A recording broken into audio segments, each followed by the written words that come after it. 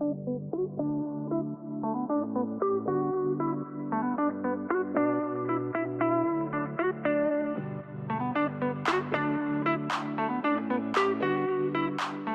everyone. Welcome back to the Fractional DevRel Relations podcast. I am your host today, Jason Koo, and I have my wonderful guest today, Paco Nathan, who has been in the technology space for like more than 20 years, cybersecurity, language models, and even graphs. Officially, you've only been, I think, in DevRel for I think the last 12 years, starting back with Concurrent. Yep. But still, in the whole period of your technology career, Paco, you've just covered lots of ground, lots of territory, and you have tons, I think, of great DevRel stories. Yes, today we are talking specifically about what DevRel brings to the table that sales cannot. So to kind of set the ground, Paco, can you tell us what your definition of DevRel is? Okay, thank you very much, Jason. I'm really happy about joining you here. So DevRel, to me, what this has meant is it's about building credibility, technical credibility for an organization out within the broader scope, within the general marketplace, and really helping potential customers gain confidence in how to use the technology, how to think about using the technology. So, I mean, to me, it's really more of an engineering role, which has marketing priorities, I think is probably a good way to say it, and probably some outcomes for sales and partnering. But in general, the overall shape of what I've experienced is that this aligns really well more with what, say, a CEO is trying to accomplish than what like a sales VP wants to do.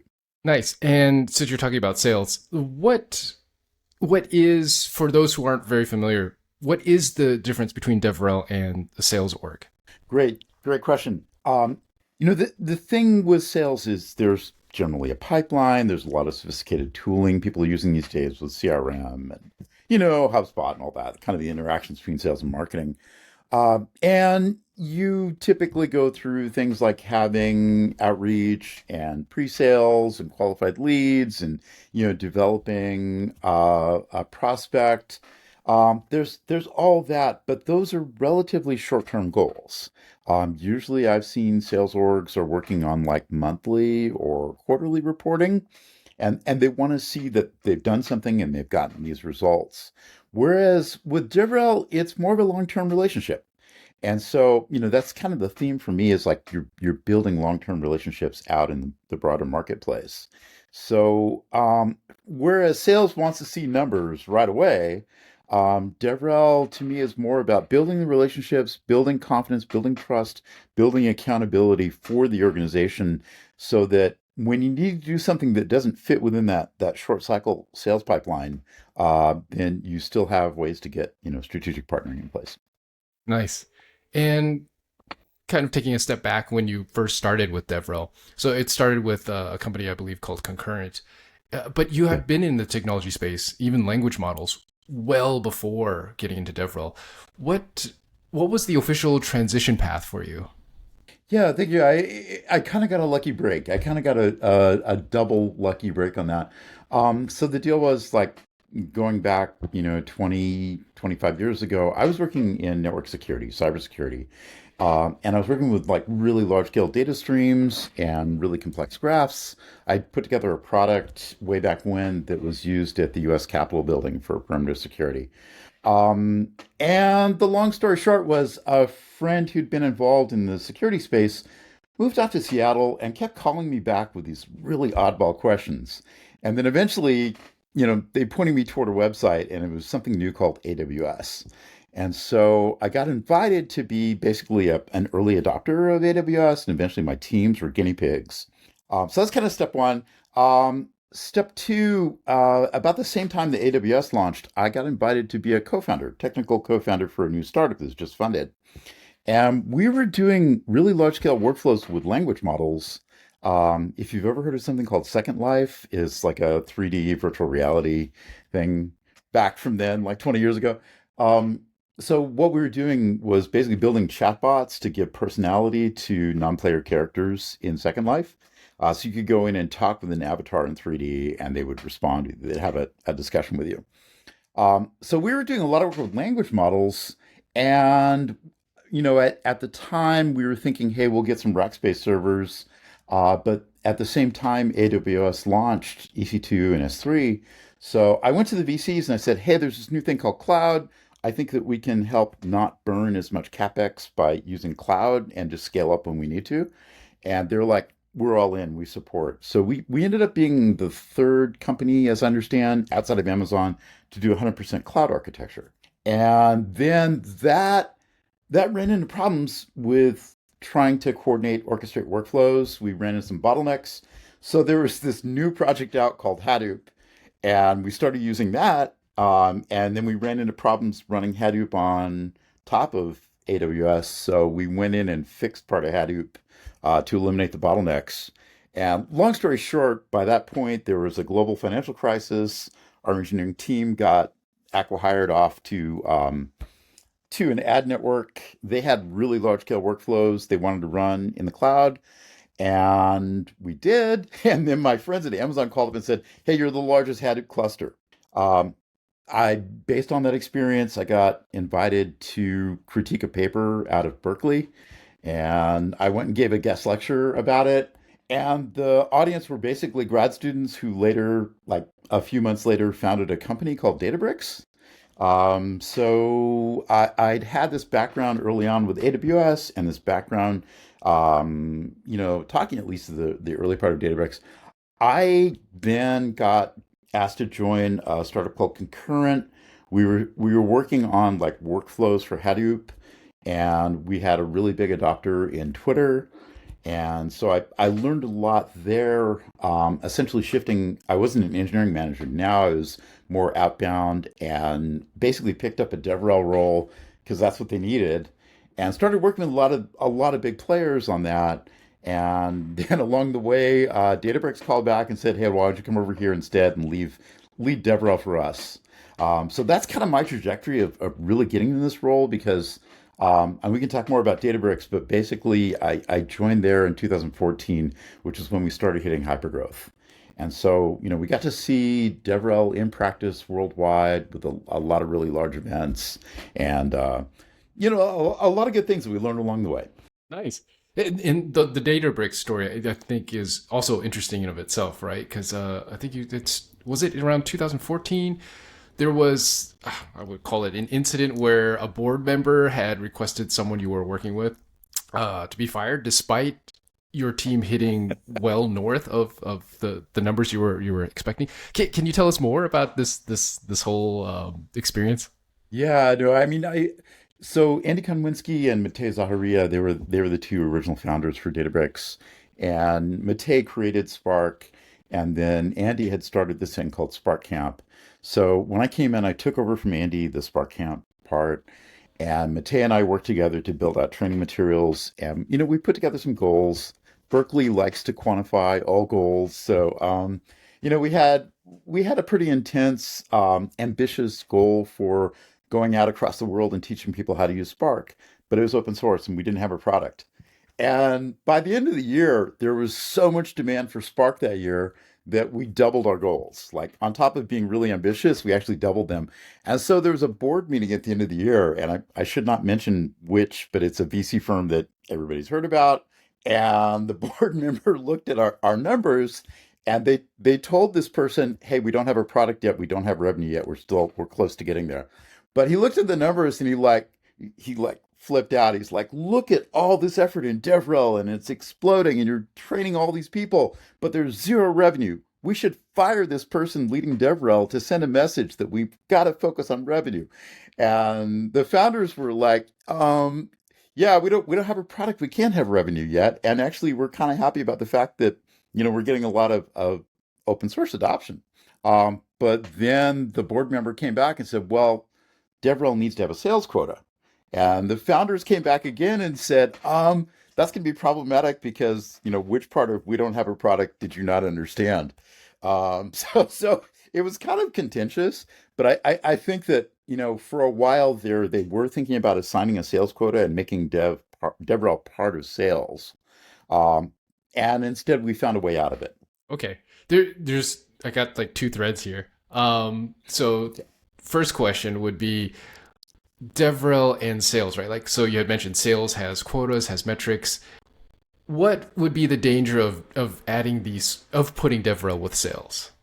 Yeah, that's the core question. I mean, from what I've seen, and now having done DevRel at a lot of different firms and been like, fractional DevRel at large firms, what I've seen over the years is when this kind of function goes underneath sales, and frankly, if it goes under like corporate marketing or product marketing, there's so much of a push to quantify and have very near-term goals and have everything sort of through the lens of, okay, well, how many leads do we get out of that conference? And if you look right after the conference, here's the leads, the number of badges we scanned. That doesn't necessarily translate to what's the value based off of how much we paid to go to the conference. So, one of the problems typically is you see where sales will come in and say, well, we spent $5,000 and we only got this many leads. Let's not do that anymore. And but then, 6 months, 9 months later, those leads will start to pay off, but it's too much of a latency for the executives to recognize that. So sales wants to see things very short term. Conferences in DevRel, typically we're planning talks, 6 to 9 months out, especially if you're doing tutorials for a large conference. So it's just a completely different cycle. And when the VCC, well, when Databricks didn't have a product, right? So Yeah. did DevRel initiatives help Databricks come to a product? Yeah, we really put our heads together and we're, by that point I was working for the CEO and the thing was that we got together with sales, with professional services, with product managers. We just really kind of huddled everybody together. And what we initially did was to say, let's do a free workshop. We'll invite teams to come in and it'll be a full day thing, hands-on tutorial. We'll provide lunch. At the end of the day, we'll have a cocktail hour with networking, and essentially, I would do training, and we would have teams from prospective customers come in and learn how to use Spark. They were working on these collaborative notebooks. They're kind of like a Jupyter notebook meets a Google Doc, where you could have 20 people working the same document and seeing each other's changes, but then running Spark clusters behind it. And so, we would have professional services acting as basically our teaching assistants. So if somebody had an advanced question, we're like, oh, yeah, talk to our professional services people. They're happy to talk with you. And meanwhile, the product managers were taking notes, all the questions were being asked, and the salespeople were like, yeah, okay. And so if like, a big customer was, I would like to see the following, they would step in and go, cool, we'll have that for you in 2 weeks. That kind of a thing. And so we built this up and it basically what we realized was like we're giving them free Spark clusters and we're training their team and they're starting to use it. We're giving them free credits. And so why don't we just launch a SaaS product where they convert their free cluster and with a credit card and it's a real simple conversion process. Now they're a paying customer. And so that's how we built up the initial revenues at Databricks, that kind of customer base. And the thing that made it work was the fact that product managers at the time were dealing with really long cycles for provisioning from IT. It throughout the industry. That was a typical thing. It would take you 6 months if you wanted to launch a product to get all the servers in place and the ops people in place and all that. And we were like, no, why don't you just run this stuff in the cloud and you can get your product done in 2 weeks instead of waiting for 6 months. And so product managers were like, okay, here's my credit card. And the initial sales were all kind of based around that. That's amazing. And it's interesting how that has become like kind of the standard model now, right? Like, I mean, the fact that Yeah. everyone's going to shift over to cloud altogether. So cool. So we had talked earlier a little bit about DevRel not being in sales is kind of ideal. So in general, like in a company org, where in DevRel do you think DevRel fits best? Yeah, that's a great question. And I've seen a few different ones, but my sense is in general at a larger firm, there's probably a lot of very, how should I say, very entrenched practices when it comes to like marketing, sales, budgets, process, all that. So what I found is like for larger firms, probably inside of content marketing, probably tied to a specific product line, that seems to be a pretty good fit. Usually they can give good air cover and budget, and content marketing and DevRel O- really tend to fit well together.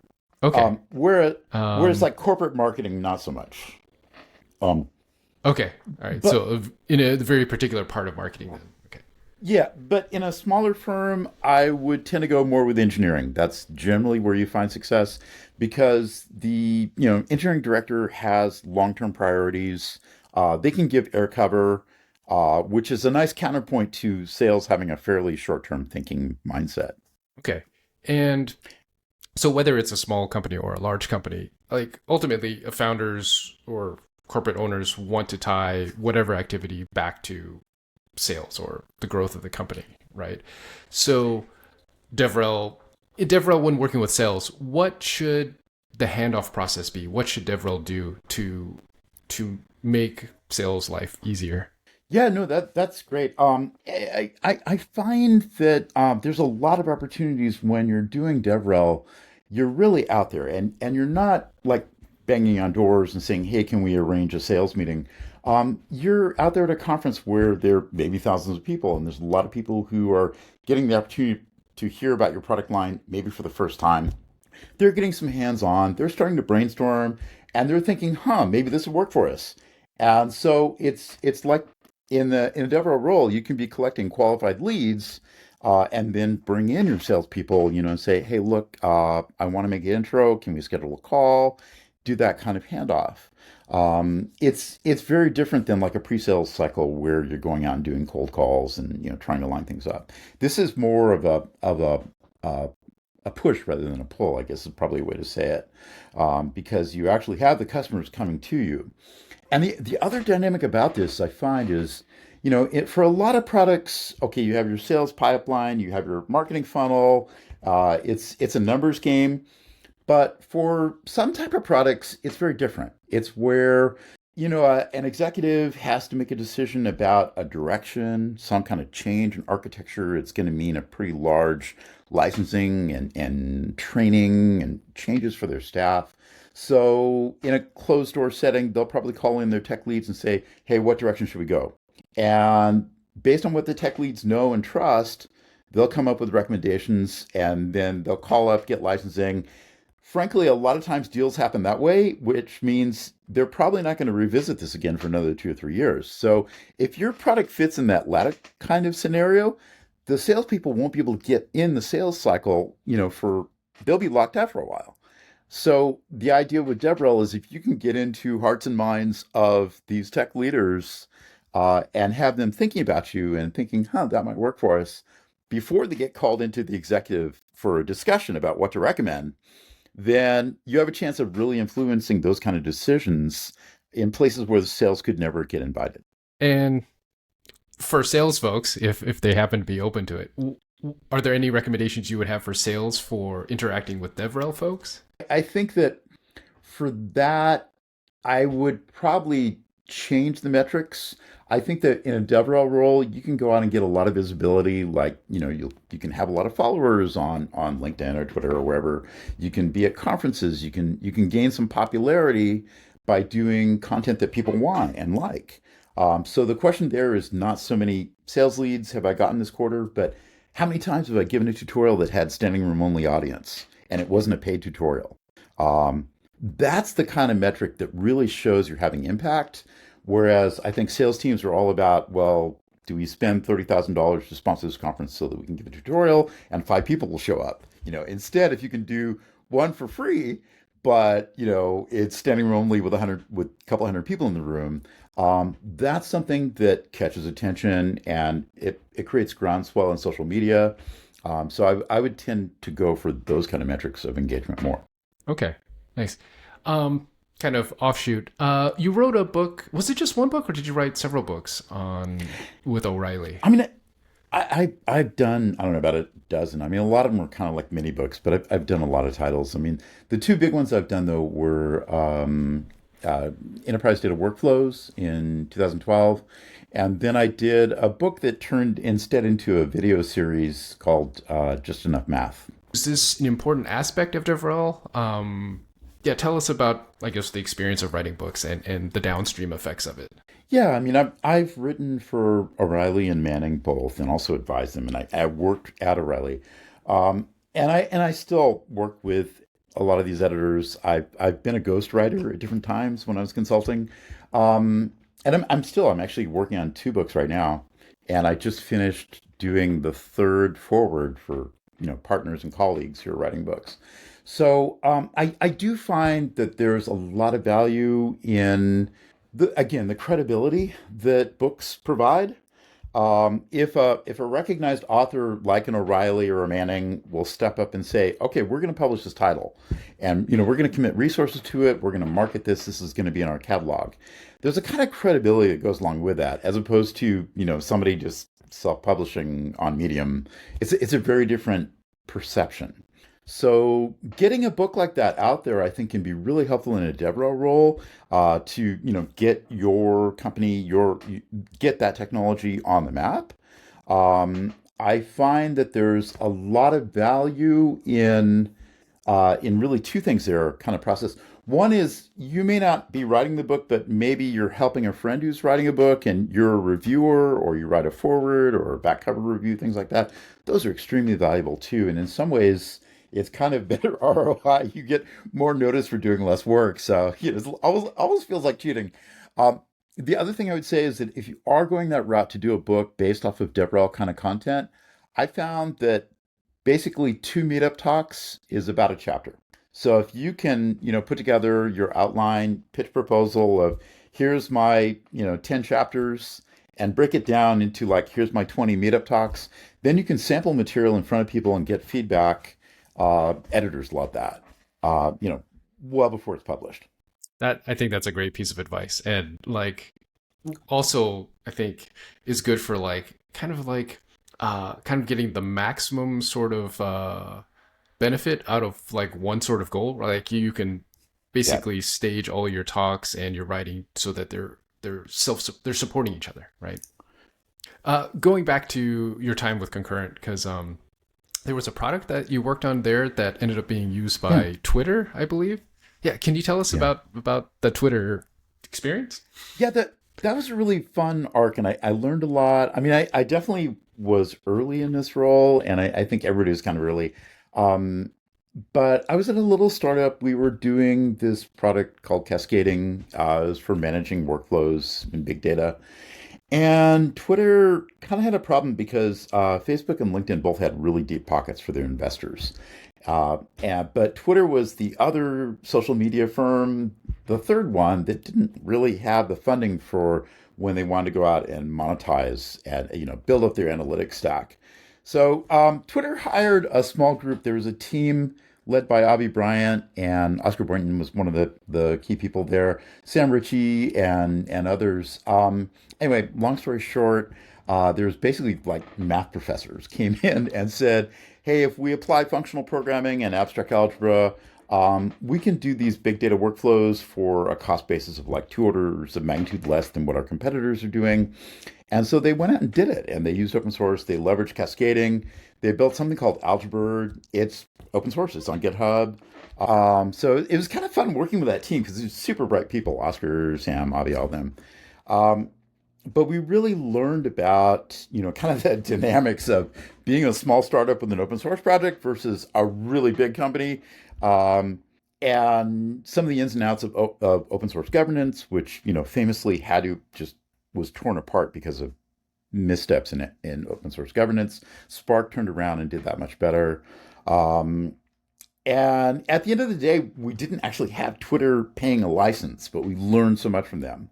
Rolling the clock forward now, you can look at how Uber handles their data integration. They use some similar kinds of approaches based on abstract algebra.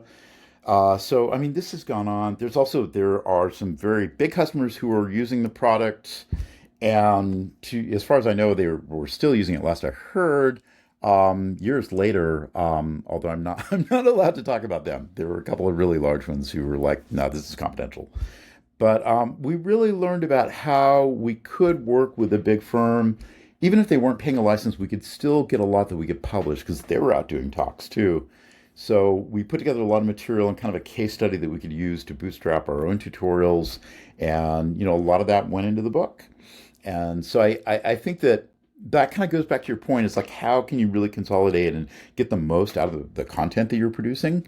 If you can base it off of public case studies based on your customers, you kind of kill two birds with one stone. Since you had mentioned working with some confidential projects or Yeah. customers, in for us in DevRel, how do you recommend you work with confidential type material, right? Especially since DevRel tends to do everything in the public, in the light. How do you Yeah. get those stories out when you can't name like the fine details or name clients? It's tough. I mean, I'm facing that now. I mean, they're one of our biggest case studies. We've learned so much, but I'm not, even if we do public talks, the person I'm speaking with does not have a last name published. That kind of thing. And frankly, there was a point where actually I got approached by DoD for part of the within the intelligence community. They were making wide scale use of open source, and people internally were building up things that then they wanted to push open source. So actually, I had a role for a while, going back to like fractional DevRel, on behalf of DoD, taking people from inside a highly secure area and bringing them out into public talks and like sort of kind of Sherpa, helping them get introduced to developer communities. So I've kind of seen that go in both directions. And I mean, I think the best practice is just for a highly secure organization, they should have the discipline, the hygiene to say, we're not going to share anything with you. And if we do, it's our fault.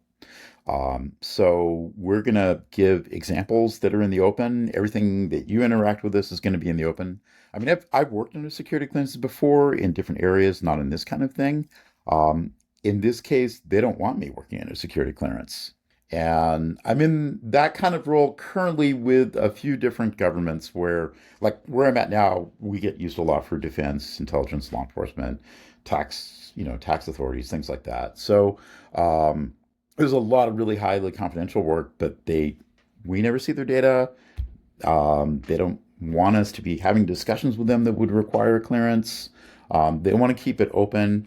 And so that's kind of a natural boundary. And then from there, of course, we ask and say, how much of this can we mention in public? And let them drive that.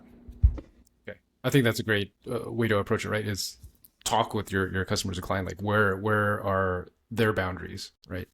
Kind of work with that.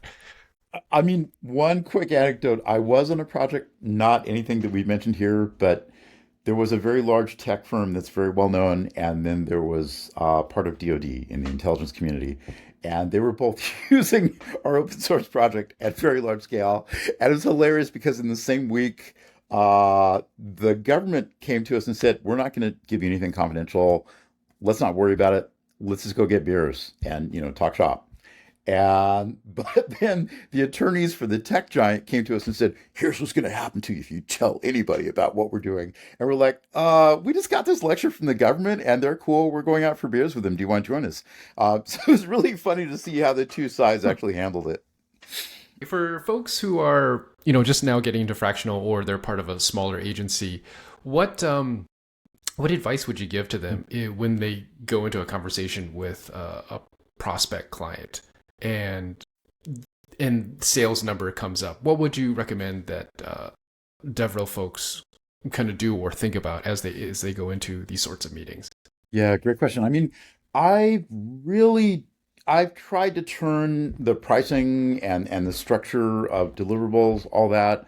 I've tried to focus that more building out around a backbone of a schedule of conferences. Like, here are some events we're going to do. These are fairly high profile. Here's content we're going to build for these, and we can also maybe publish some articles based on the same content or do some webinars.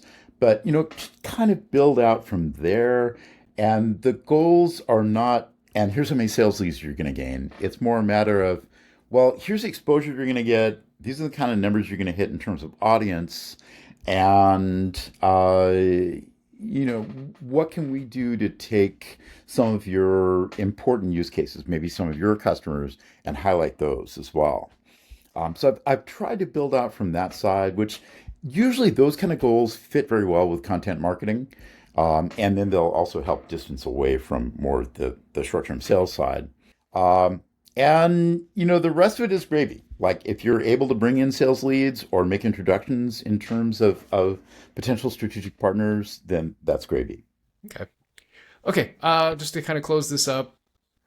So this question is going to be fun to ask you because most people who ask this actually say, "Oh, you should go talk to Paco." But I want to ask you. So in the DevRel space or Fractional, who out there do you recommend people follow? Like who impresses you? Oh, great question. Wow. Okay. So, I mean, rolling the clock back to like when I first got involved with Amazon, Dave Barr was doing incredible work, and he was really somebody I looked up to and later got to know and hang out with. But yeah, David, I think that David really, really set a tone there. Other people who've done this really well, gosh, there's a lot. I'm thinking like out of LanceDB, my friend Prashant Rao has been doing some really excellent work. He was at Kuzu before, and he's really an AI engineer, but he's doing a lot of DevRel. Definitely, there are some companies that do this really well. I would say that Databricks is still doing really well. I mean, we always had a strong culture of that, and I think anywhere that you can get a lot of priority on learning, customer learning, you're going to see a really good organization. That was kind of the idea at O'Reilly because Databricks Spark Camp had been a real moneymaker for O'Reilly. So they brought me in to take those principles and build out a team and try to apply those principles for a lot of other tech companies. And we did. And the approach there was I hired a team of people who, everybody on the team, they had been an author with a popular title, they had been a professor, and they had been an instructor in an industry, but they also had some domain expertise. And so I found that, like with those four items, they could go out and sort of train the trainers. They could really coach people on how to do DevRel better and how to make the most out of conferences and books and trainings and things like that. Thank you for the suggestions. There's quite a few in there. So I'll put in links for all the folks and all the organizations and companies that you had mentioned. Yeah, thank you again for your time. Thank you everyone for listening, and we'll catch you on the next one.